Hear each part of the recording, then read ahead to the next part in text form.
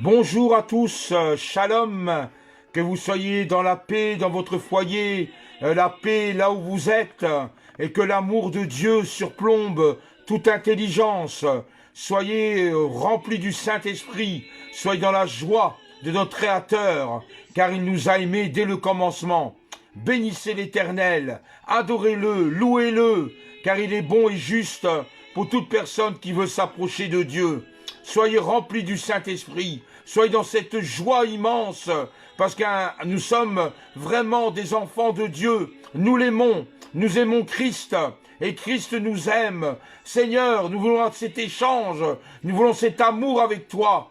Seigneur, je te loue, Père, parce qu'aujourd'hui, tu vas encore bénir tous les frères et sœurs qui sont connectés, bénir mes amis, bénir tous ceux, Seigneur, qui s'approchent de toi.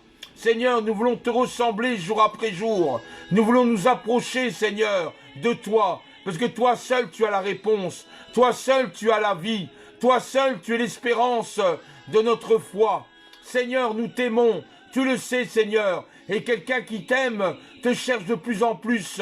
Plus dans cet amour réciproque. Seigneur, merci d'être là. Merci d'être notre pilier. Merci, Seigneur, d'être notre tronc. Parce que nous sommes des branches, Seigneur, attachées à toi.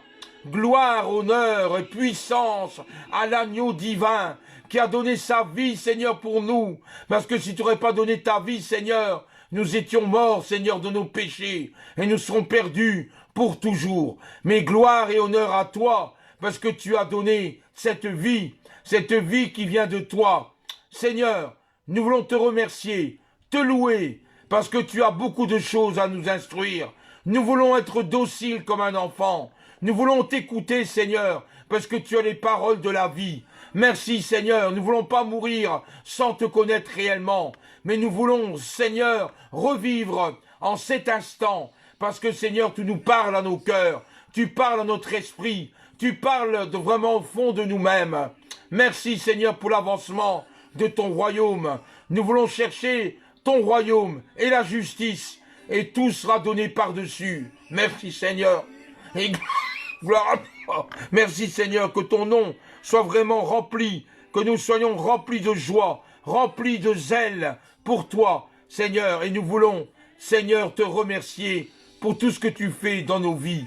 Merci Seigneur, et celle que tu fais aussi pour mes frères et mes sœurs et ceux qui sont connectés en cet instant. Soyez bénis, soyez vraiment remplis du Saint-Esprit, que vraiment vous soyez dans l'allégresse et dans la joie. Nous sommes dans une époque où un chrétien ne sait plus où il en est. Tout le monde se dit chrétien. J'ai côtoyé des gens qui disaient « Moi, je suis chrétien de génération en génération. Mes parents, mes grands-parents, ils étaient chrétiens. Moi, je suis chrétien également. » D'autres personnes vont vous dire « Moi, je suis catholique, je crois à ce que je crois, ma religion, et les autres ne m'intéressent pas. » D'autres vont te dire « Je suis chrétien, mais non pratiquant. Je crois en Dieu, mais je ne vais pas à l'église, ni au temple, ni ailleurs, parce que ma conviction, c'est d'être chrétien et de vivre ma foi comme bon me semble. » D'autres diront « Je suis chrétien ceci, je suis chrétien cela. » Finalement, avec toutes ces personnes qui se disent chrétiens, quel est le véritable chrétien? Comment l'identifier? Comment savoir si vraiment il est chrétien et qu'il marche selon la parole de Dieu? Dans la Bible, il dit, tu crois qu'il y a un seul Dieu, tu fais bien. Les démons croient aussi, mais eux, ils tremblent. Les démons aussi croient en Dieu. Satan, on peut dire comme ça, Lucifer, croit aussi en Dieu. Mais il sait que sa fin approche et il sait qu'il est perdu. Il tremble. Comme tous ces démons qui ont suivi Satan. Ils savent que Dieu existe. Ils ont la connaissance. Mais ils savent aussi qu'ils sont perdus. Ils n'auront pas cette joie. Alors beaucoup de gens, je suis chrétien, mais ils sont surplombés parfois par des idoles. Ils croient en Dieu, mais ils consultent des horoscopes. Ils croient en Dieu, ils vont aller voir des voyants ou des mages. Ou ils croient en Dieu, ils vont voir des marabouts. Finalement, on se demande, où est le chrétien dedans? Il est chrétien du dimanche, quand il va à la messe, pour les catholiques, ou qui vont à l'église, ou au temple protestant, là ils sont chrétiens, engagés, les chrétiens du dimanche. Mais le jour de la semaine, ils se conduisent comme des gens qui n'ont pas le Seigneur. Ils vivent selon la chair, ils vivent selon leurs bonnes œuvres. Et ils pensent qu'ils font bien.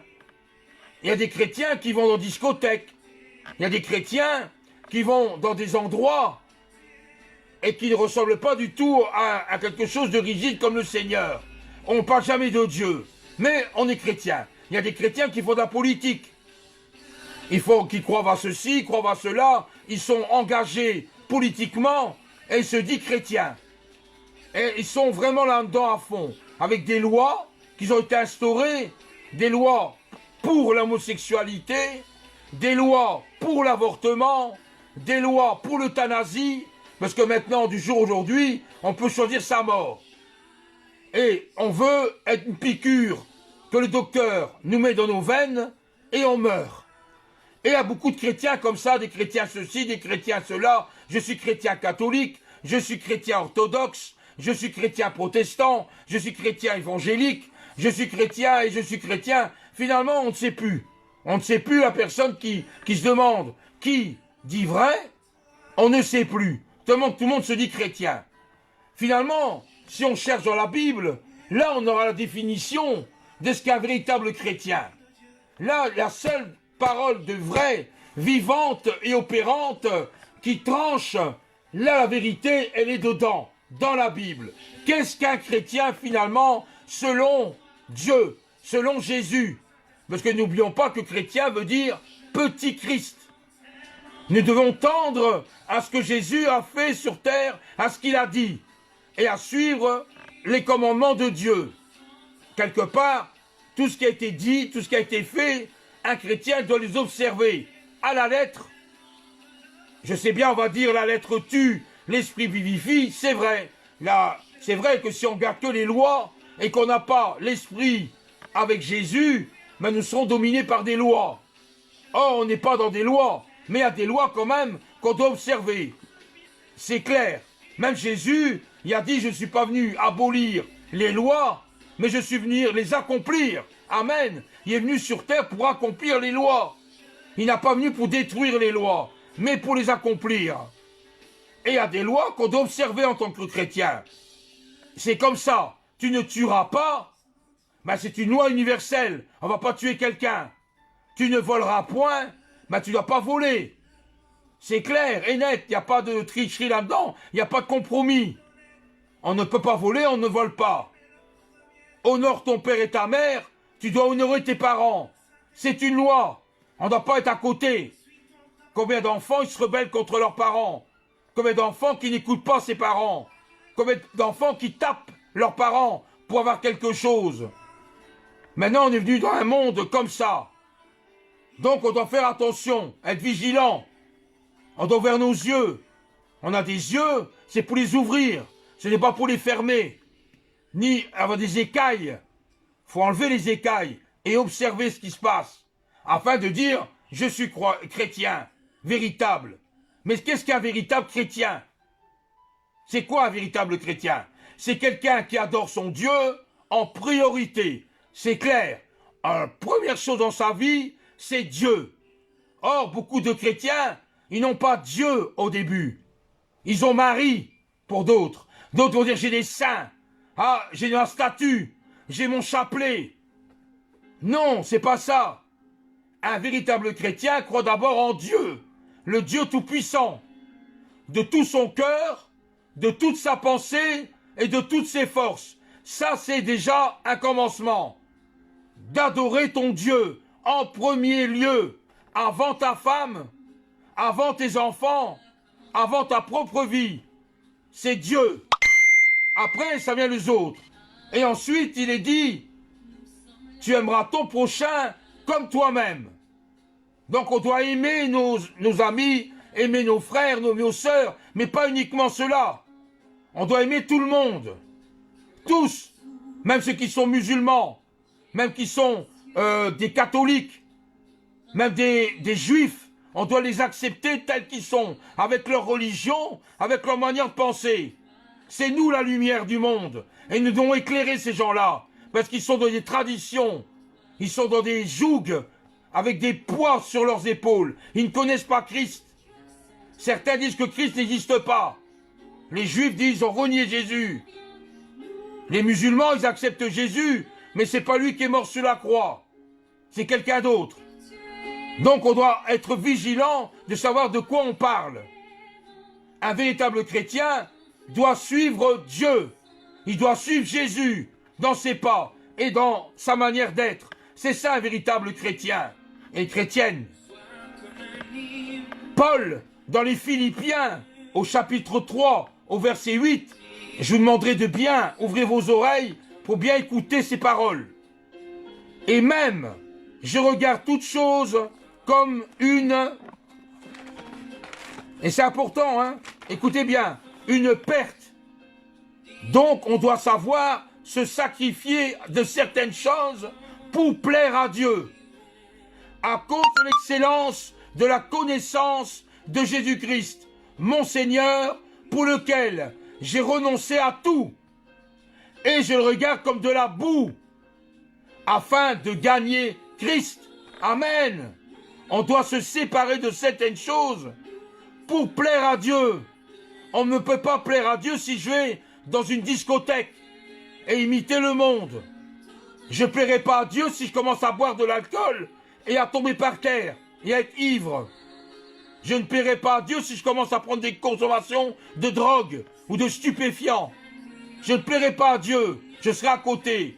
Je ne plairai pas à Dieu si je commets l'adultère. C'est des lois immuables.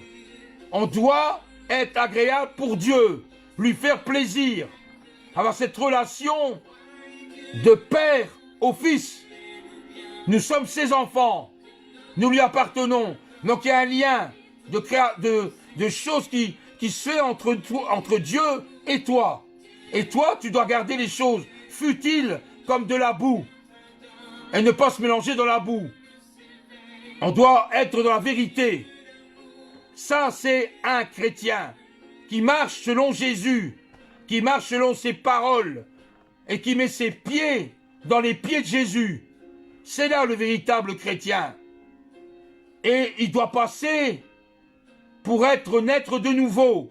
Un chrétien ne s'est pas né d'eau et d'esprit, il n'est pas chrétien.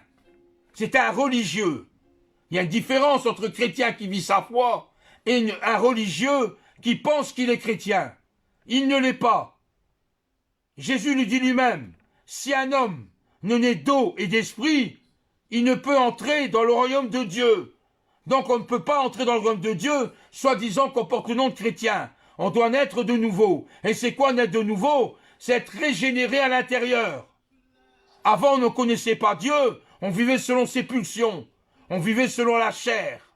Mais le moment qu'on a connu Dieu, on doit laisser le Saint-Esprit en nous, nous régénérer, enlever ce qui est mauvais en nous, afin de marcher en homme nouveau ou en femme nouvelle. On doit observer ses paroles et accepter le Saint-Esprit en nous. Et on n'est plus le même. Si quelqu'un dit « je suis resté pareil pendant 10-20 ans », il n'a pas compris la parole de Dieu. Mais il doit être régénéré, il doit avoir un esprit ouvert, il doit avoir un esprit changé en lui. Un véritable chrétien n'a pas une tête que par terre. Un véritable chrétien a la joie, malgré les combats, malgré les difficultés, parce qu'il sait que son sauveur viendra l'aider.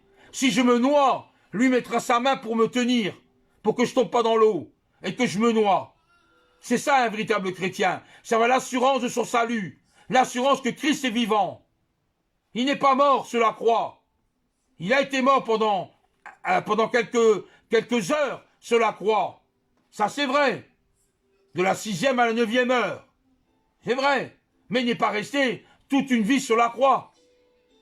Il est ressuscité et il est monté à la droite de son Père. Amen. Et il intercède pour nous. C'est ça la volonté de Dieu. C'est de suivre Jésus et de croire ce qu'il dit et ne pas douter. Si on doute, on est comme une barque qui va d'un côté et d'un autre, dans une rivière. On ne sait pas où on va. Mais si on est vraiment affilié avec Jésus, nous le suivrons même dans les combats, même dans les difficultés de ta vie, même dans la maladie. Tu sais que Jésus va te guérir, tu le sais. Mais il va te guérir selon sa volonté, pas la tienne. Moi, ma volonté serait tout de suite. On est des humains. On veut quelque chose, on veut tout de suite. Et il y a des gens, s'ils n'ont pas tout de suite, ils sont malheureux, ils sont tristes, ils ont une tête, hein, des commentements en tristesse et en des larmes, parce qu'ils n'ont pas eu tout ce qu'il fallait. Mais Dieu te demande d'espérer et de savoir qu'un jour tu seras guéri et tu t'y attendras même pas. Il y a des fois tu t'y attends même pas, tu seras guéri. Parce que le Seigneur sait pourquoi il le fait. On doit lui faire confiance. Une totale confiance. Dieu t'aime. Dieu t'aime, t'aime qu'il est. Il t'aime avec tes difficultés, avec tes faiblesses, avec tout ce que tu succombes, il t'aime. Mais toi, en retour, te demande de te faire confiance en lui. Donne ta foi vers Jésus. Donne-lui confiance. Oui, Seigneur, c'est pas moi qui veux, mais c'est toi qui veux. Et tu accompliras le dessein que le Seigneur veut faire de ta vie. C'est ça qui est important. Il faut naître de nouveau. Il faut vraiment accepter Jésus au fond de ton cœur et suivre ce que la parole de Dieu te dit. Et tu naîtras de nouveau. Et tu verras les choses différemment. Ton esprit sera régénéré. Tu n'auras plus un esprit comme il était avant, mais un esprit nouveau. Et un chrétien, quand il est nouveau, automatiquement, il change de caractère, on va dire comme ça, ou des sentiments en toi, ou des choses que tu es attaché, ils vont carrément évoluer. C'est clair et net. Quelqu'un qui est né nouveau n'est plus la personne qui était avant. Il y a des changements radicaux. Il y aura d'abord l'amour. L'amour dans son cœur. Aimer, aimer, aimer. Aimer ses parents, c'est vrai. Aimer ses amis. Mais aimer le monde. Même les gens qui sont dans le monde. Ceux qui ne connaissent pas Christ, on doit les aimer tels qu'ils sont, non les critiquer. Ni commencer à donner des jougs aux gens. Ah, moi, excusez, je suis chrétien, mais vous êtes quoi? Vous êtes musulman? Ah, vous êtes carrément à côté de la plaque. Non, tu dois pas dire ça. Tu dois aimer comme quelqu'un qui peut aimer Jésus après. Combien de musulmans qui sont convertis et qui sont devenus des chrétiens convaincus. On ne doit pas les blâmer parce qu'ils ne connaissent pas. Ils n'ont pas la connaissance. Si on n'a pas la connaissance, eh bien forcément on ne connaît pas les choses de Dieu. Faute de connaissance, mon peuple périt. Et le monde y périt parce qu'ils n'ont pas la connaissance de Jésus. Ils ne savent pas. Même un laïc, un incroyant, un athée, ils vont te dire, nous ne croyons pas en Dieu. On peut l'écouter, c'est vrai. Nous, on ne croit pas en Dieu. Nous, on croit en science. On croit à notre destin. On croit à la chance. On les écoute, c'est vrai. Mais s'ils n'ont pas lu la Bible, comment peut-il dire qu'ils ne sont pas croyants? Et si quelqu'un n'apporte pas la parole de Dieu à eux, comment savoir s'ils sont dans la bonne voie ou s'ils sont dans la mauvaise voie? Si personne ne leur dit. Et Jésus veut des gens engagés, des gens qui veulent parler, qui n'ont pas honte de parler de Jésus. Il ne faut pas avoir honte. Il y a des gens qui sont dans un parti politique. Macron, par exemple, en France, lui, il défend son parti politique, pas vrai. Il va dire qu'il pense au parti. Et ils sont en opposition avec d'autres partis qui ne sont pas le sien. Et chacun, il défend sa politique. Et il y a des gens qui défendent leur religion. Moi, je suis catholique et je resterai catholique toute ma vie. Moi, c'est catholique et c'est bon, tes doctrines, moi, ça ne m'intéresse pas. Le pape a dit ne pas écouter l'un, ne pas écouter l'autre. Il faut écouter ce que les catholiques ont dit. Les musulmans, ils vont dire, nous, c'est Mahomet. Mahomet, que le Coran a dit ceci, a dit cela. Nous croyons en Mahomet. La Bible, c'était après. Et ils vont te défendre leur religion. Les Juifs, ah, c'est pas Jésus qui est mort à la croix. C'est un imposteur. Nous, nous attendons le Messie. Et si le Messie n'est pas convenu, c'est qu'à ses raisons. Voilà, c'est ce que les religions te disent. Ils vont se défendre. Maintenant, l'Église catholique, le pape, il veut l'écuménisme. Il veut que toutes les religions soient confondues en une seule. Avec toutes les confessions différentes. Il y aura des bouddhistes, des hindouistes, il y aura des orthodoxes, des catholiques, des protestants, des évangéliques, des musulmans. On veut tout mélanger. C'est Babylone la grande. Babylone était grande, avec toutes sortes de choses qui se passaient. la prostitution, la fornication, les échanges. C'était un marasme de problèmes, de difficultés. Et la religion veut tout mettre en une seule, afin qu'en pensant qu'il y aura la paix dans les esprits. Or, moi je préfère suivre la parole de Dieu que de suivre une religion. Parce qu'une religion va me mener en enfer. Puisqu'il n'y a rien dans une religion. C'est des traditions, des choses qui ont été dites, et redites, et encore plus dites. Et on croit des idoles. Or, moi je ne veux pas croire aucune idole. Mon idole à moi, je vous dis sincèrement qui c'est Jésus.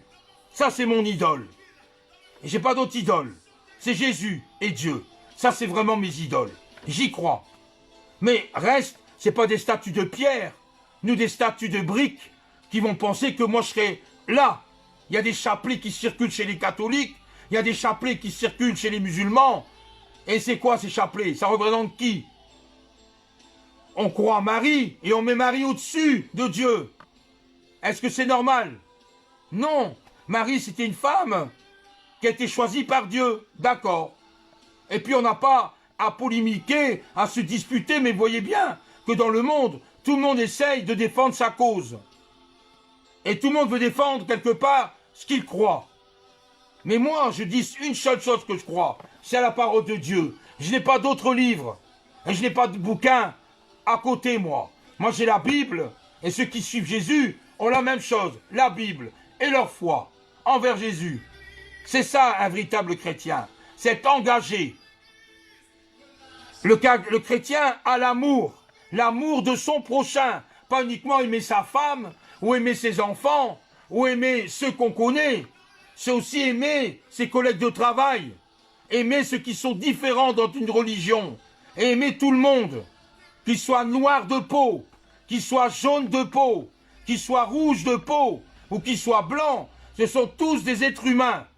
On n'a pas de distinction à faire. On doit les accepter tels qu'ils sont.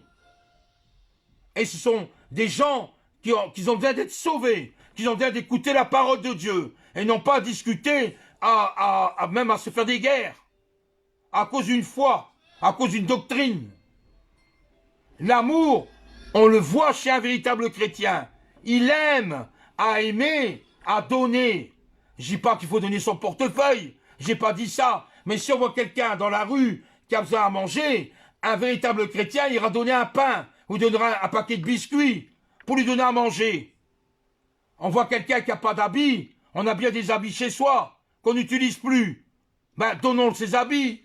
Donnons ces habits-là, pourquoi faire? Les garder en relique dans une garde-robe et qu'on n'a pas besoin. On donne à quelqu'un qui fera plaisir. On doit savoir partager. C'est ça l'amour. Partager ce qu'on a pour d'autres qui n'ont pas. Les disciples persévéraient dans la prière, il est dit dans Actes des Apôtres chapitre 2, et ils vendaient pour partager avec ceux qui n'en ont pas. C'est ça l'amour de Dieu. C'est pas un amour comme ça, en 5 minutes. C'est vraiment aimer jusqu'à donner, même de son temps, même de sa vie, sa consécration. Il doit donner sans compter. Il le fait par amour, pour Dieu et pour son prochain. Il doit avoir un cœur pur. Un véritable chrétien ne commettra pas de choses immondes, ni de choses qui sont contraires à la parole de Dieu. Un véritable chrétien a un cœur pur, parce qu'il a crucifié toutes ses pulsions, que ce soit sexuel, que ce soit matériel, que ce soit d'ordre financier. Un véritable chrétien fera abstraction de tout ça. Elle mettra Dieu en priorité dans sa vie. C'est ça un véritable chrétien. C'est de suivre Christ jusqu'au bout. Et ne pas écouter l'un ou l'autre. Et c'est s'embobiner pour tomber dans des sectes, dans des religions quelconques. Un véritable chrétien suivra sa Bible jusqu'au bout. Et il accepte tout verset. Il ne va pas retrancher un verset, véritable chrétien. Il accepte tout. Et il ne cesse pas endoctriner par des paroles de bienveillance, des paroles qui font plaisir à la chair. Il va écouter même s'il y a des paroles qui sont dures, qui ça lui fait tant, ça fait mal. Mais tant mieux, merci Seigneur, c'est que le Saint-Esprit travaille dans ta vie et qui veut que tu changes. C'est ça le Seigneur. Un cœur pur. Il faut avoir un cœur pur, un cœur qui suit la parole de Dieu. Un chrétien exercera l'hospitalité. Combien de chrétiens qui ne font rien pour son prochain? Ils ne vont même pas l'inviter à boire une tasse de café chez soi, ni ailleurs, parce qu'ils sont honteux. Ils sont honteux de parler de l'évangile. Ils sont honteux d'accueillir quelqu'un. Que ce soit un SDF, c'est une personne, c'est pas un animal. Encore un animal, on va le traiter. On va bien le traiter. On va le mettre dans la SPA ou à la Croix-Bleue et on va essayer de faire du bien pour l'animal. Mais pour un être humain, on laisse là comme ça dans la rue. Et on laisse abandonner. On ne lui parle pas, puisqu'on est gêné de parler qu'à une personne sans abri ou des familles qui sont malheureuses. Il y a des familles où des enfants, ils sont dans la précarité. Ils n'ont qu'une tartine ou un bol de riz par jour. Mais qu'est-ce qu'on fait pour ces gens-là? Et on dit qu'on est chrétien. Arrêtons, arrêtons. Un chrétien doit aider son prochain. Tu vois qu'il manque une paire de chaussures, ben donne-lui une paire. Tu en as peut-être une trentaine dans ta maison, des paires de chaussures.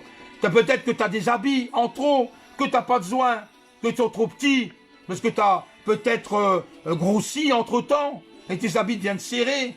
Donc, au lieu de les jeter bêtement dans une poubelle, ben donne à quelqu'un, donne à faire plaisir à une personne.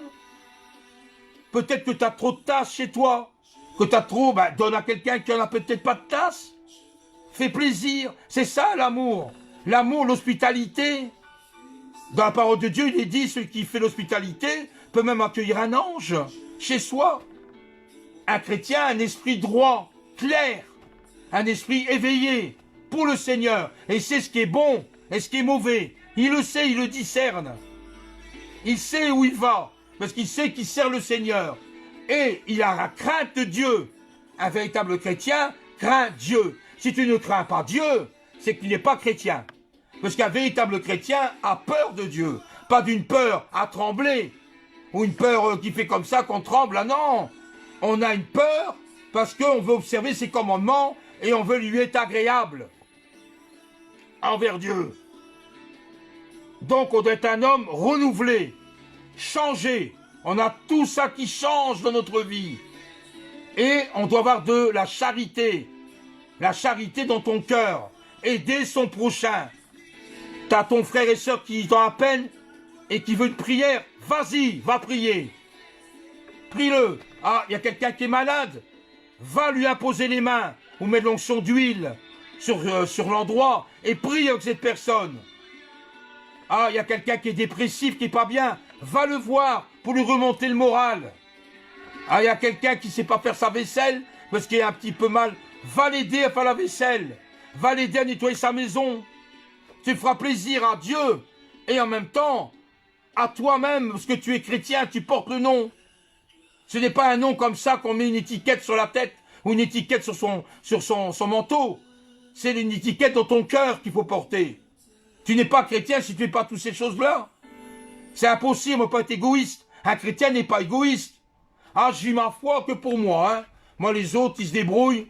Moi, je vis ma foi pour moi. Hein. Mais non, c'est pas ça. Dieu n'a jamais dit qu'il faut croire pour sa foi. Il a dit qu'il faut partager sa foi. Il faut le donner. Il faut prier les uns pour les autres. C'est ce que Dieu demande. Il n'a pas dit de prier uniquement pour soi. Ah, moi, Seigneur, moi, je voudrais ceci. Ah, Seigneur, moi, je veux cela. Ah, Seigneur. Et finalement, c'est tout des jeux, des jeux. Mais est-ce que Dieu veut ça, jeu? Non. Il y a des fois, c'est vrai, on peut parler pour quelque chose de personnel. C'est vrai. Mais ce n'est pas la priorité. La priorité, c'est ton prochain. Prie pour ceux qui sont là, dans le besoin. Et tu verras que Dieu va te bénir avant même que tu poses la question à Dieu. Avant que tu fais une demande, une requête. Dieu va te répondre. Tu n'auras même pas besoin de demander. Parce qu'il va te combler. Parce que toi-même, tu n'as pas pensé à toi. Tu as pensé aux autres, avant toi. C'est ce que Dieu demande. Mets-toi en dessous des autres. Dieu n'a pas dit de s'enorgueillir et de mettre au-dessus d'un autre. Non, il a dit mets-toi en dessous. Considère les autres comme plus importants que toi. Ça, c'est être humble devant Dieu. Et Dieu aime ces gens-là. Il n'aime pas des gens qui s'y croient et qui montent plus haut. Il n'aime pas ça. Ce n'est pas la volonté de Dieu. Un véritable chrétien va se mettre en dessous, puisqu'il va considérer les autres mieux que lui. Et un chrétien est plein de tendresse. La tendresse. Comment veux-tu aimer Dieu si tu n'as pas de tendresse envers les autres? Je ne parle pas d'une tendresse entre une maman et un enfant. C'est une autre tendresse, ça. C'est une tendresse, on va dire, maternelle. Une maman va protéger ses enfants. C'est normal. Mais cette tendresse qu'on a envers Dieu, c'est être tendre vers les autres, être compatissant, savoir écouter l'autre, et ne pas penser qu'à soi, mais savoir une oreille attentive. Ah, qu'est-ce que tu as aujourd'hui? Et on écoute, et on laisse la personne parler. On n'a pas à interrompre tous les 5 minutes la parole. On l'écoute, et après on dit, ouais, je comprends, on va prier pour ça. Parce qu'on n'est pas des psychiatres ni des psychologues. Il n'y a que Dieu qui sait répondre au cœur. Et il faut savoir être plein de tendresse, avoir un cœur pour les gens. Il faut aussi, on n'est pas envieux. Un véritable chrétien n'est pas envieux. Il ne veut pas les choses des autres. Ah, t'as une maison comme ça? Oh, moi j'aimerais bien avoir une plus grande maison. Non, non, il y a une maison comme ça, tant mieux pour lui. Merci Seigneur qu'à cette maison. Toi, même si tu as une petite maison, s'il y a de l'amour qui rayonne, eh ben le Seigneur va t'aimer encore plus. Qu'avoir une grande maison, il n'y a pas d'amour. Et on ne doit pas envier l'autre. C'est parce que lui a ça que moi je veux avoir ça. C'est parce que lui se dit apôtre que moi je vais devenir apôtre. C'est un appel bien précis. On ne doit pas aspirer à avoir des titres partout. On doit être simple devant le Seigneur. Une simplicité de cœur. Ne pas être envieux. Ne pas être insolent. Un véritable chrétien n'est pas insolent. Insolent dans le sens où on répond, où on dit c'est moi qui ai raison, toi t'as tort. Et c'est moi qui veux continuer à persévérer dans mes torts. Ça, c'est pas de Dieu. Un véritable chrétien reconnaîtra qu'il n'est pas insolent. Il n'y aura pas des mots vulgaires qui sortent de sa bouche. Il ne dira pas des injures. Il ne dira pas des trucs obscènes de sa bouche. Un véritable chrétien va se retenir, contrôler sa langue. Comme l'apôtre Jacques disait, la langue est un petit organe, mais fait beaucoup de tort. Par ta langue, tu bénis, et par ta langue, tu maudis. Par ta langue, tu dis des choses bien, et des fois, tu dis des choses mal. Par la même langue. Donc, fais attention à ta langue. Il faut dompter ta langue. Et ne pas être insolent. Un véritable chrétien n'est pas orgueilleux. Il ne monte pas plus haut qu'un autre. Moi je suis prophète. Toutes les révélations viennent de Dieu. C'est moi qui ai la science. C'est moi qui sais tout. Dieu me dit ceci, Dieu me dit cela, Dieu me dit... Et finalement, Dieu dit beaucoup de choses. Mais est-ce que c'est vraiment Dieu? Est-ce que c'est Dieu qui parle à travers lui? Alors qu'il monte, Moi, je suis général de l'armée du Seigneur. Le Seigneur m'a nommé général. Mais qu'est-ce que c'est que ces titres où il marquait général dans la Bible? Aucunement. Même Jésus a dit, devenez petit, afin de vous abaisser, afin que je vous relève. Et non pas s'élever pour monter plus haut que le plafond. On n'a pas c'est pas des chrétiens, ça. Un chrétien est humble, et on le voit. Une fois qu'il est né de nouveau, toutes ces choses que je vous dis, ça transforme son cœur, et sa manière d'être et sa vie. Il est modeste. Un chrétien est modeste. Il va se rendre modeste. Modestie. Donc, en dessous de l'autre. Ah, t'as ça? Bah, tant mieux, merci Seigneur. Moi, je l'ai pas. Mais c'est pas grave, parce que le Seigneur sait pourquoi je l'ai pas. Voilà. Il vit aux dépens de l'évangile. Il cherche pas son propre intérêt. Un véritable chrétien va pas chercher que soi. Moi j'ai ceci, moi j'ai cela, moi j'ai une belle voiture, j'ai un compte en banque bien rempli, j'ai à manger tout le temps. Donc, moi, je cherche mes intérêts et les intérêts des autres, ça ne m'intéresse pas. C'est pas être chrétien, ça. On doit s'intéresser aux intérêts des autres, justement. Et pas garder qu'à ses propres intérêts. C'est ça, un véritable chrétien. Et un chrétien ne soupçonne pas le mal. Il ne voit pas des démons partout. Ni des puissances maléfiques dans tous les côtés. Il y a aussi le côté charnel. N'oubliez pas, on peut être charnel, mais sans pour ça être possédé, ni avoir un démon de ceci ou un démon de cela. Et alors finalement, il y a des gens qui vivent que par ça. Ah, il y a des démons là, il y a des démons là, il y a des démons là, et finalement on a peur de tout. Non, il y a pas de personnes qui peuvent être possédées, c'est vrai, mais il y a des personnes qui sont, par leur caractère, parce qu'ils n'ont pas passé par la nouvelle naissance, ils n'ont pas passé par tous ces actes-là, qu'ils ont leur trait de caractère. Et on ne doit pas soupçonner le mal partout. Il vit dans la vérité. un véritable chrétien doit dire la vérité. Il ne doit pas mentir. Puisqu'il sait que Dieu, comme il a la crainte de Dieu, Dieu sonde son cœur, et s'il ment, Dieu mettra son doigt. Eh là, t'as menti toi, t'as pas dit la vérité. Et on a une conscience. Ah Seigneur, pardon, j'ai menti. Oui, on doit dire la vérité, même si elle n'est pas bonne à foi à dire, comme on dit, mais on doit la dire. On te pose une question, tu dois dire les choses telles quelles. C'est comme ça un véritable chrétien, c'est comme ça qu'on les reconnaît. Un véritable chrétien aime son prochain comme lui-même. C'est comme ça qu'on le voit aussi. Comment veux-tu dire « je t'aime » mais que tu sais que cette personne n'a même pas à manger dans son frigo? Ah, je t'aime, hein, c'est vraiment l'amour du Dieu qui est en moi, je t'aime. Mais je sais son problème. Et je rentre chez moi et je mange un bon repas, tout en sachant que l'autre n'a rien à manger. Est-ce que c'est ça, aimer son prochain? Son prochain n'a plus d'essence à mettre dans sa voiture, il ne sait pas aller travailler, parce qu'il n'y a plus d'essence, et son compte en banque est vide. Qu'est-ce que tu vas faire? Tu vas lui donner 10 ou 20 euros pour qu'il puisse mettre de l'essence pour aller travailler, et il te le rendra quand il sera te le donner. C'est ça, aimer son prochain. Ce n'est pas uniquement à dire moi je, les autres, ben tant pis, hein, il qu'à demander à Dieu. Non, c'est pas bien ce qu'on fait. C'est pas ça de Dieu.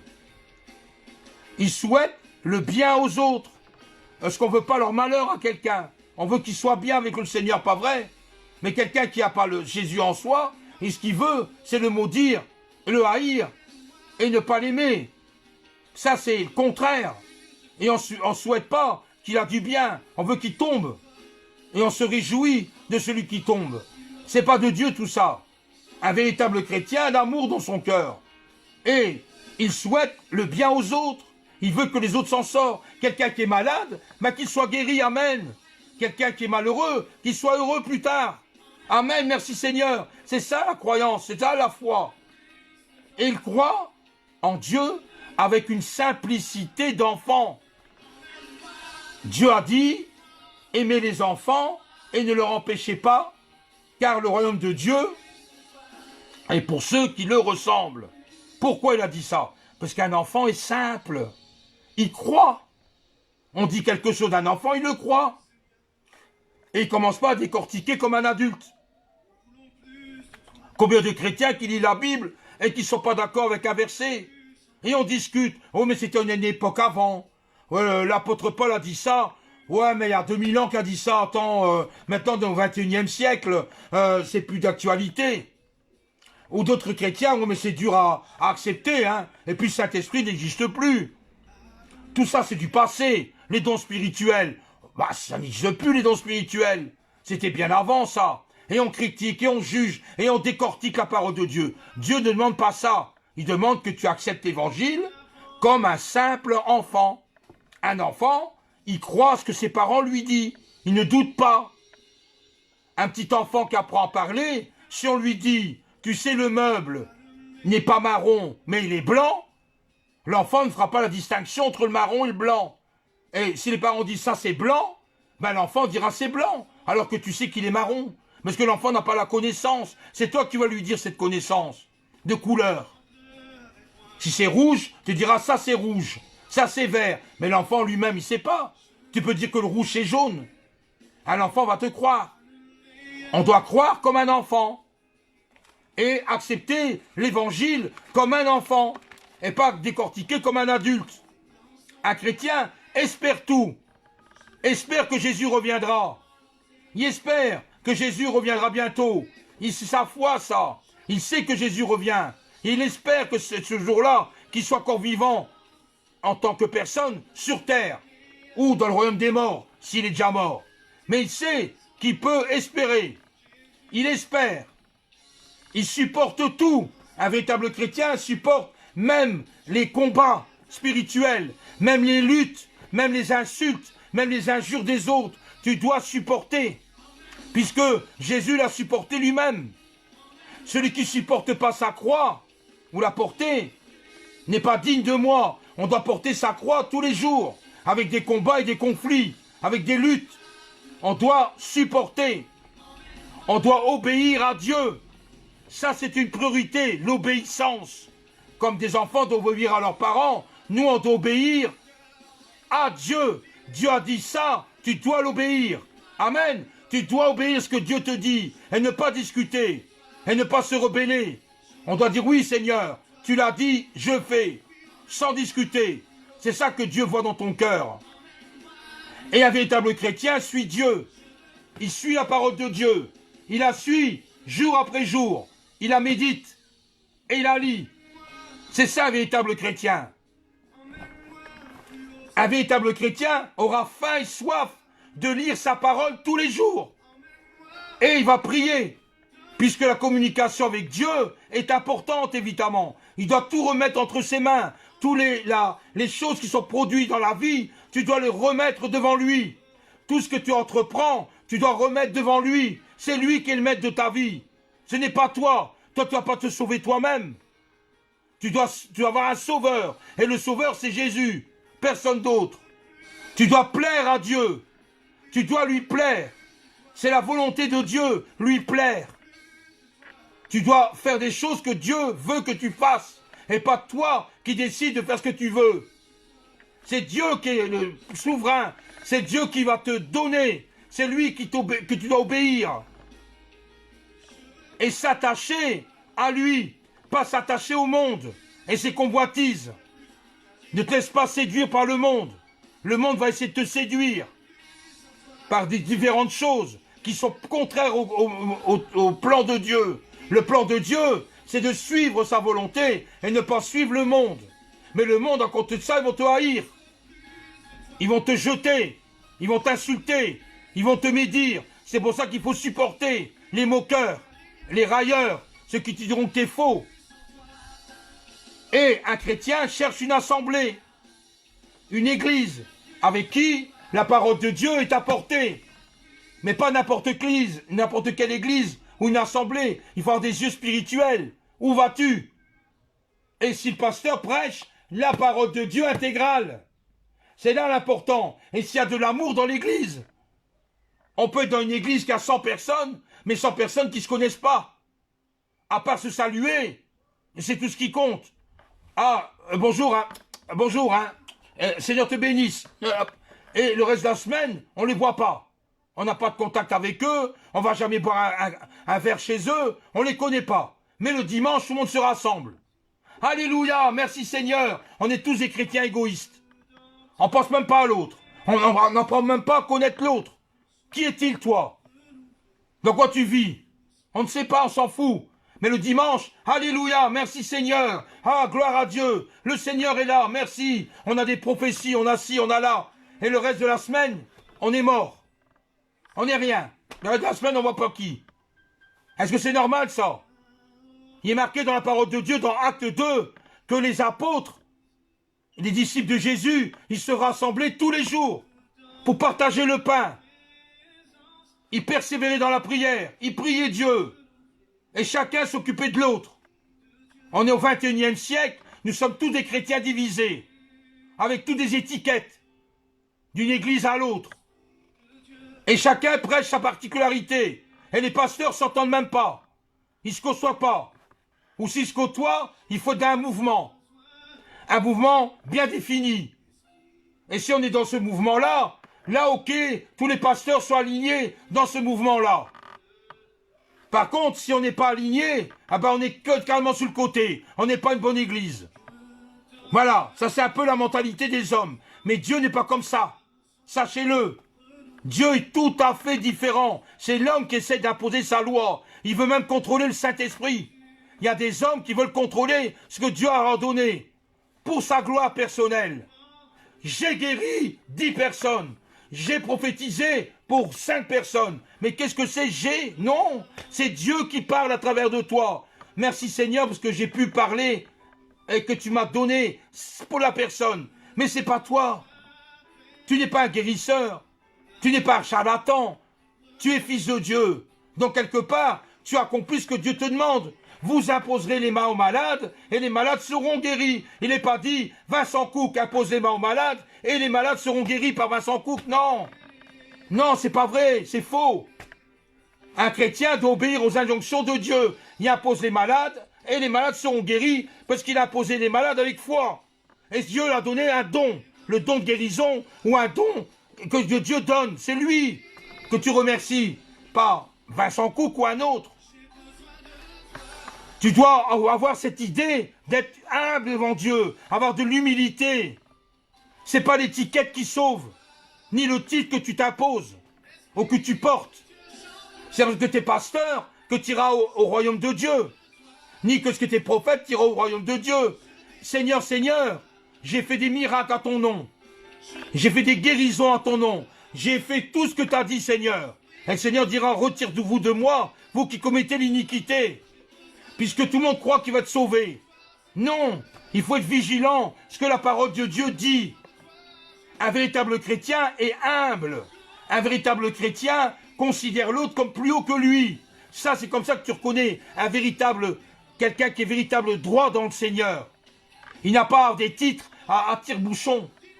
On a des titres, même devant Dieu, mais pas devant les hommes. On ne doit pas avoir de titres. Donc, premièrement, un chrétien cherchera une assemblée que selon la parole de Dieu, et qu'il se baptise d'eau. Parce que c'est important le baptême d'eau.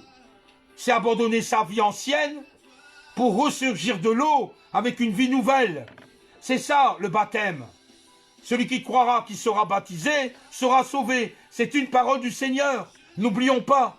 On ne peut pas dire je suis chrétien, né de nouveau, mais je ne suis pas baptisé. Ça ne suit pas. Ça ne suit pas. Ou je suis baptisé, mais je ne suis pas né de nouveau. Non, ça ne va pas. C'est parce que tu es baptisé que finalement tu es sauvé. Et aussi dit que tu dois passer par la nouvelle naissance pour être sauvé. Donc tu dois passer par les eaux du baptême. C'est important. C'est pas moi qui le dis. C'est la parole de Dieu qui en parle. Jean-Baptiste, quand il prêchait dans le désert, il prêchait pour ceux qui voulaient s'engager vers Dieu. Repentez-vous, car l'homme de Dieu est proche. Repentez-vous. Et il y a des gens qui sont repentis devant Dieu. Et après, il les baptisait dans l'eau du Jourdain.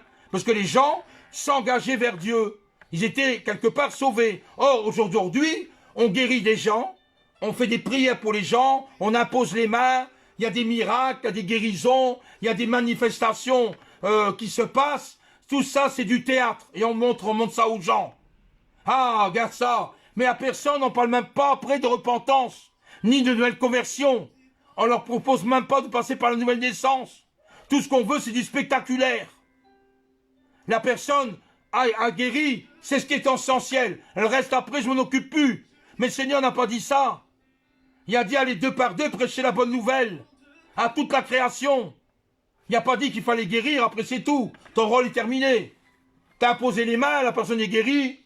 Hop, le reste après, il se débrouille. Non, on doit continuer à le suivre, à l'aider, à parcourir le chemin du Seigneur, à lui inculquer ce que Dieu t'a dit de faire. C'est ça l'amour. Un véritable chrétien fera ça. Mais un quelqu'un qui veut dire chrétien, il ne le fera pas. Il va uniquement faire le spectaculaire. La personne tombe par terre.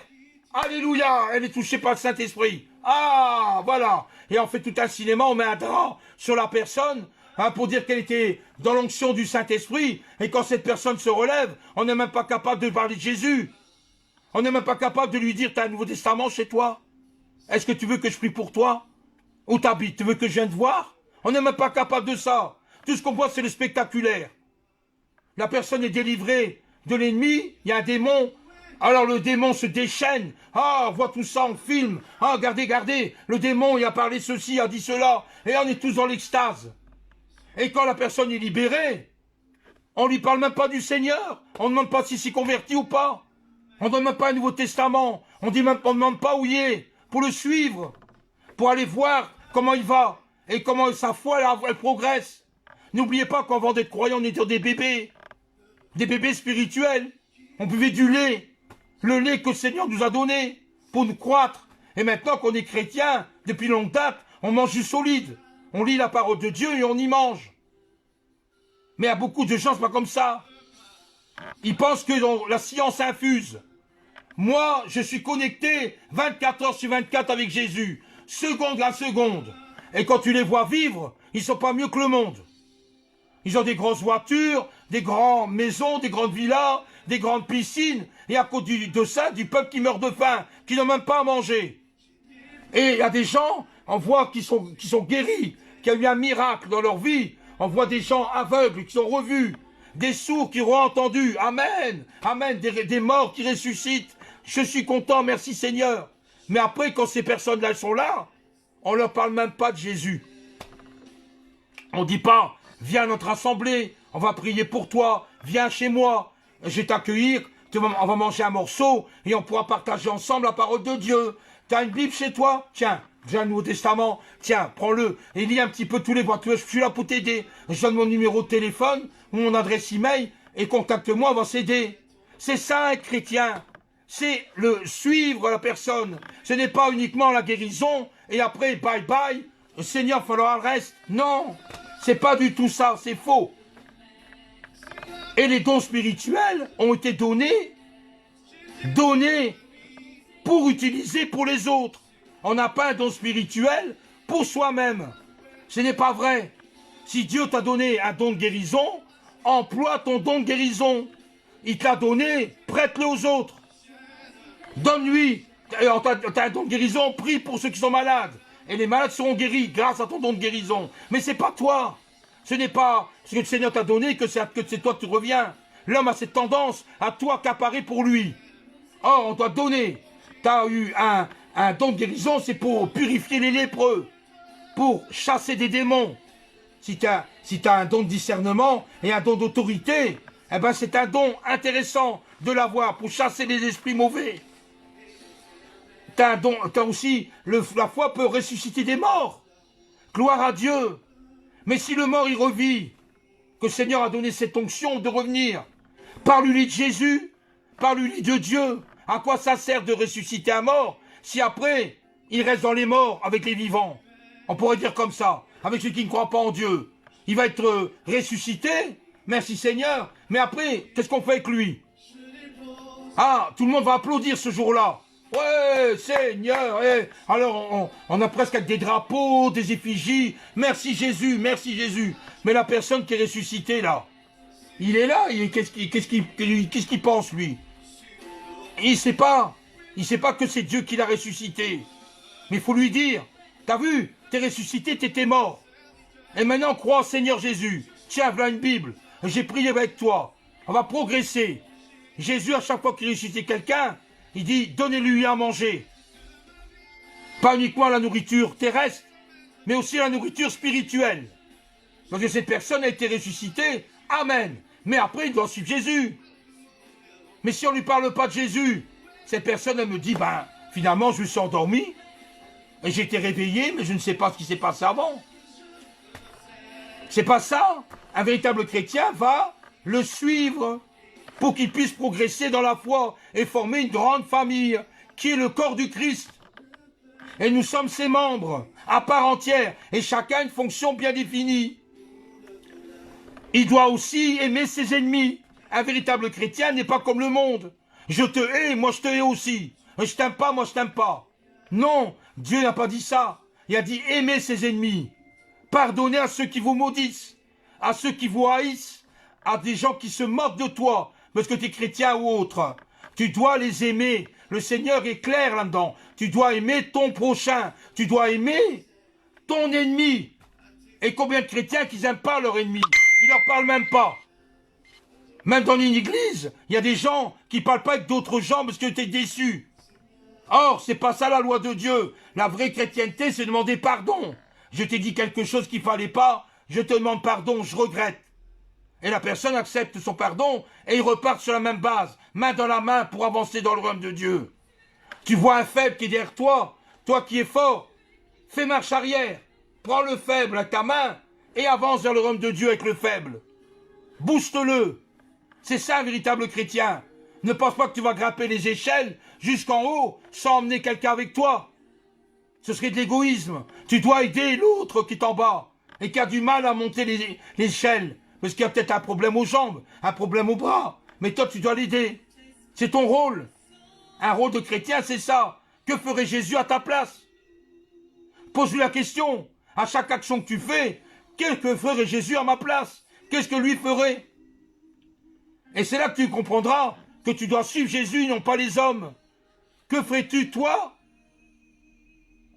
dans une situation quelconque? Est-ce que tu poses la question, Seigneur, qu'est-ce que toi tu ferais à ma place? Et Dieu va te répondre. Tu auras la conviction de ce que tu fais. C'est la volonté de Dieu et non pas ta chair, ni ton esprit qui est mauvais. Tu dois aimer tes ennemis, même prier pour lui, même s'il vient de frapper à ta porte, lui donner une tartine. Il n'a pas aimé uniquement ce qu'il aime. Un chrétien doit aimer tout le monde, pas uniquement ses amis, sa famille, choses les plus faciles, mais il doit aimer toute personne, tout individu, même s'ils sont mauvais, même s'il est mal habillé, ou s'il est drôle, bizarre, à ton goût, tu dois l'aimer. Un amour inconditionnel sans jugement. Jésus aimait tout le monde. Il n'y a pas aimé une personne et pas l'autre. Ce n'est pas vrai, ce ne serait pas Jésus. Jésus aimait tout le monde, même les publicains, les gens de mauvaise vie. Dieu les aimait. Les gens, même les chefs religieux, il les aimait. Il n'y avait pas de rancœur ni d'amertume vers ces personnes-là. Il les aimait. On doit aimer tout le monde. C'est comme ça. Et on doit aider matériellement quelqu'un, on doit spirituellement, même jeûner, même donner des vêtements. C'est ça l'amour de Dieu. C'est de partager avec l'autre ce qu'il n'a pas. Avec un cœur sincère, un cœur loyal. On ne doit pas le faire parce que, par contrainte, on le fait avec cœur. Et Dieu récompense ces gens-là. Ces gens qui veulent marcher avec Jésus et qui donnent sans compter. C'est ça que Dieu veut. Des gens, des serviteurs de Dieu, des vrais.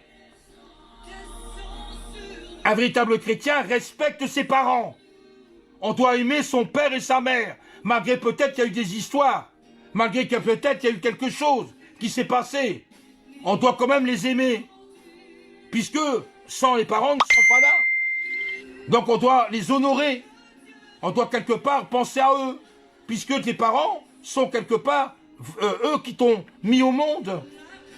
Donc tu dois les aimer, malgré peut-être qu'ils t'ont fait des choses dans ton jeunesse.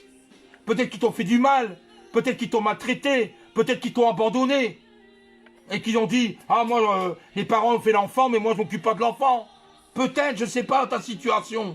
Mais sache que tu dois les pardonner. Tu ne peux pas tenir rancune. Puisque si tu retires cette rancune en toi, ben, tu ne vas pas avancer dans le royaume de Dieu. Tu dois demander pardon, malgré le mal qu'ils t'ont fait. Et malgré tout, prier pour eux. Qui sait qu'un jour ils viendront peut-être au Seigneur? Tu ne sais pas. Peut-être que Dieu va te mettre en chemin pour leur parler de Jésus. Et que ces pardons-là, ils vont demander pardon à toi. Et tu vas les aimer de tout ton cœur. Tu vas même pleurer avec eux. Parce que cette souffrance sera partie. Parce que tes parents, que tu croyais perdus, ils sont revenus. C'est ça important. Et un véritable chrétien élève ses enfants selon la parole de Dieu. Malgré que des fois des combats avec les enfants, où les enfants sont rebelles, ils ne veulent pas t'écouter, tu dois continuer à persévérer avec Dieu, leur montrer l'image. Qui est Dieu? Que fait-il? Que veut-il qu'il fasse pour toi, pour les enfants? Et ils doivent écouter la parole de Dieu. S'ils ne veulent pas écouter, c'est leur problème plus tard. Mais en attendant, les enfants sont chez toi, ils doivent respecter le chez toi, et ils doivent écouter la parole de Dieu, même s'ils ne sont pas d'accord. Même s'ils disent, oh non, moi Dieu, ça ne m'intéresse pas. Ils doivent obéir à leurs parents. Honorer ses parents, donc ils écoutent la parole de Dieu. Même si plus tard, un jour ou l'autre, ils vont te quitter et ils vont abandonner Dieu. Mais sache une chose, parents, ce que tu as semé dans leur cœur restera dans leur cœur. Et un jour, qui sait, quand il y aura un problème dans leur vie, cette graine que tu as germée en eux, elle va germer et ils vont se tourner vers Dieu. Amen. Peut-être pas de la manière dont toi tu espérais, mais selon Dieu qui aura voulu. Toi au moins tu auras semé. Tu auras semé l'amour de Dieu. Tu auras semé dans leur cœur ce que Dieu désire. Même s'ils se rebellent, même s'ils ne sont pas d'accord, même s'ils te disent des choses méchantes, à blesser le cœur. Sache que tu as semé, ça restera semé en eux. Et quand il y aura un jour un problème, il se souviendra ce que tu leur as dit ce jour-là. Pour l'instant, ils sont insouciants. Ils ne pensent pas à ces choses-là. Mais ce que tu as semé, reste semé. Et un véritable chrétien doit mourir à ses péchés. Il doit faire mourir ses péchés qui en lui, le mettre à la croix, pour ne pas tomber dans une tentation. Si ton œil droit est pour toi une occasion de chute, arrache ton œil, jette-le loin de toi, et toi viens dans le royaume de Dieu, même si tu ne vois plus que d'un œil. C'est un exemple que Jésus a donné. On doit abandonner ses péchés à la croix et ne pas retourner dans ces vieux démons, on va dire comme ça entre guillemets. On ne doit pas retourner de ce qui a été fait méchant devant Dieu. Et un chrétien doit témoigner. Ce n'est pas le rôle d'un évangéliste. C'est vrai que c'est un ministère que Dieu a donné à un homme et une femme avec puissance pour parler de Jésus, impacter le monde, impacter les gens qui ne croient pas en Dieu. Et il y a des manifestations qui suivent un évangéliste. Il y a des guérisons, il y a des miracles, il y a des gens qui se convertissent, il y a des démons qui sont chassés. Tout ça, c'est un rôle d'un ministère qu'on appelle évangéliste. Mais Jésus n'a pas dit que j'ai élevé que des évangélistes et les autres chrétiens qui restent chez eux ou à l'église, assis à écouter des sermons. Ton rôle, c'est aussi de parler de Dieu. C'est un rôle personnel. Dieu t'a sauvé, toi ton rôle c'est de parler de ce qu'il a fait pour toi. Si tu as été guéri, apporte tout le monde. J'étais malade, j'étais guéri grâce à Jésus. C'est ça le témoignage. Jésus a dit, quiconque me confessera devant les hommes, je le confesserai aussi devant mon Père, qui est dans les cieux. Mais quiconque me reniera devant les hommes, je le renierai aussi devant mon Père qui est dans les cieux. Voilà, on doit faire ce que Dieu demande. Si on a honte de parler de l'évangile, Jésus a honte de toi. Donc tu dois aimer porter la parole, un témoignage, une parole, même à tes collègues de travail, même à tes amis, des fois même à ta famille, ou à tes enfants, ou à des gens des voisins, des voisines. On doit semer la parole de Dieu. À toute occasion, apporte-lui ton soutien. Apporte-lui, qu'est-ce que Dieu a fait pour toi? Donne ton témoignage. Souviens-toi le jour où tu t'es converti. Avant, comment tu vivais, et maintenant, comment tu vis. Faut dire ça aux gens. C'est important, les gens vont t'écouter. L'écoute est importante. Et on doit témoigner. Comment veux-tu être chrétien si on ne témoigne pas? Le chrétien pense qu'il est sage de vivre sa foi discrètement. Beaucoup de chrétiens pensent de vivre sa foi seul. Jésus n'a jamais dit ça. Il faut partager avec d'autres. Il faut que tu sois en communion avec d'autres personnes de la même confession que toi. C'est important devant Dieu. Là où 2 ou 3 sont assemblés en mon nom, je suis au milieu d'eux. Donc il est bon d'être ensemble pour prier pour une certaine direction. Il est bon de partager les choses ensemble. Il n'a pas dit de vivre ta foi, ta chrétienté seule dans ta maison et pas s'occuper des autres. Ça, c'est pas de Dieu. Il témoigne pas. Un chrétien, beaucoup de chrétiens font comme ça, ils ne témoignent même pas à son prochain, ils ne témoignent pas à ses collègues et ils ne témoignent même pas à sa famille. Alors que tu dois témoigner. Tu dois dire ce que Christ a fait pour toi dans ta vie. Et ce qu'il a fait que tu es devenu chrétien. Et pourquoi tu es devenu chrétien? Le monde actuel est laïque. Pas vrai? Il y a plein de religions. Et l'État laisse tout ça pour avoir soi-disant une paix humaine, toutes les religions confondues. Or, la vraie religion et la vraie foi, c'est Jésus-Christ, il n'y a pas d'autre. Je suis le chemin, la vérité et la vie, nul ne vient au Père que par moi. Il n'y a pas d'autre religion, il n'y a pas dit il faut croire à ceci, à cela. Il faut croire ce que la parole de Dieu te dit. C'est ça, être véritable chrétien. Et il est zélé pour l'évangile. Un chrétien est zélé d'apporter ce que Dieu a fait pour lui. Tu ne dois pas aimer le monde. Mais Dieu a aimé le monde. Le monde en tant que tel, et il veut sauver tout le monde, Dieu. Dieu n'est pas quelqu'un qui est uniquement pour toi et pour une autre personne. Il est pour tout le monde. Il veut sauver Mais s'il n'y a personne qui parle de l'évangile, comment il va te sauver ces gens-là? Donc c'est important de témoigner ce que Dieu a fait. Et tu dois aussi obéir aux autorités. Un véritable chrétien obéit aux autorités. On n'est peut-être pas d'accord avec certaines lois humaines, c'est vrai, on ne doit pas adhérer. Si la personne dit les homosexuels, je les bénis, je les unis dans une église, je les marie, qui vivent leur homosexualité comme un couple hétérosexuel. C'est pas biblique, je ne peux pas adhérer, je ne peux pas accepter. Ah, toute femme a le droit d'avorter, a le droit de faire un avortement.